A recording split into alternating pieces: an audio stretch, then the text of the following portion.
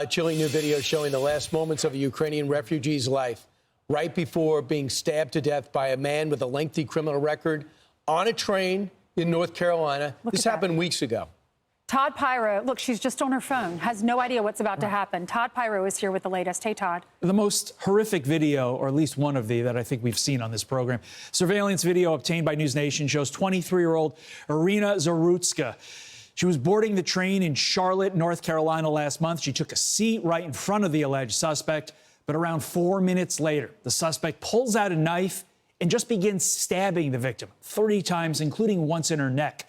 The suspect later wandered through the train before exiting at the next stop. He was arrested shortly after the stabbing, hospitalized thereafter, before being arrested on a charge of first-degree murder. Records obtained by the New York Post shows he has a lengthy history of convictions dating back more than a decade, including felony larceny, robbery with a dangerous weapon, and communicating threats. He served 5 years for a 2014 robbery and was released in 2020, but was arrested just 5 months later for assaulting his sister. Officials also say he was homeless at the time of the killing and believe it was a random attack. Zarutska was pronounced dead at the scene, her family saying she came to the U.S.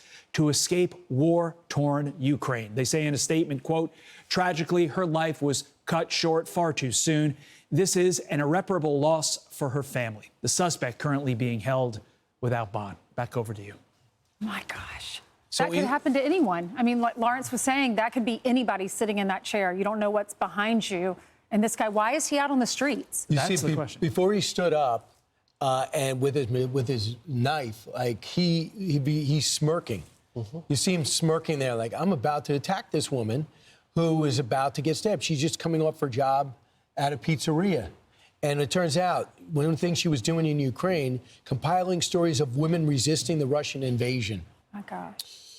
So to be clear, this guy deserves the death penalty for his actions, right? It's premeditated. The way he looked and stands up on him, just brazen in the neck. He's a repeat offender. He had already committed larceny with a deadly weapon. And because our criminal justice system keeps wanting to reimagine things, when people are violent offenders and they have weapons, they don't deserve to be back on the street.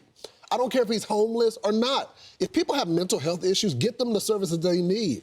But we shouldn't have to tolerate them in society while you guys try to figure out a new way of doing the criminal justice system. We're seeing this in every major city. And it's not just like, okay, it's a liberal city and they just stay there. They spread out all across the country.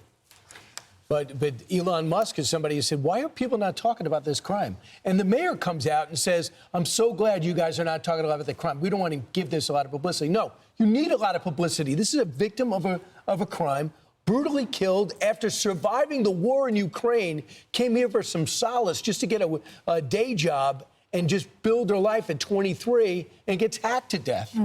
I mean, don't tell me that can't happen to you. Well, he's definitely mentally disturbed. How could you do that to anybody, period? But he's like resting on his hand against the window. Looks like he's maybe about to go to sleep. And then all of a sudden he stands up and then stabs the girl. Yeah, and then the mayor says, oh, we shouldn't villainize people with mental health issues. Excuse me, everyone that has mental health issues is not going around stabbing people. Then she said, oh, we can't arrest our way out of this. Oh, yes, we can. We can make sure when people are violent offenders that they don't see the daylight anymore. Now they're going to put security on the trains. Now you guys do it after a victim like this. So now we need to sit cat-a-corner to look both ways because we don't know what lunatic is sitting behind us. How scary is it too? Like, I mean, we live in New York City. I used to always take the subway. It's cheaper, it's quicker, but I don't ever take it anymore. I haven't taken it since all of the crime went up in New York, and I don't feel safe because of things like this. Well, I'm on the train every day and the subway maybe twice a week, so you got to always think about that. Do you ever I never think about it, especially no. I mean.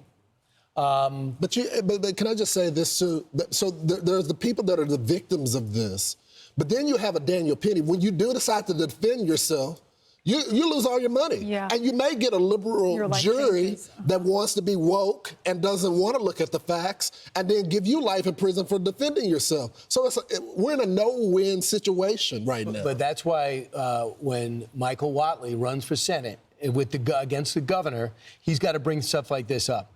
The crime in the city is run by a Democratic governor in a mostly Republican state. He's got to contrast that. and say, this is what I would do. This is what I would do. This is what I would support. Crime has become the issue for the next election right now. I agree. It is. I didn't It was the predict it was border, going to be it was that the way. economy. But now it's crime.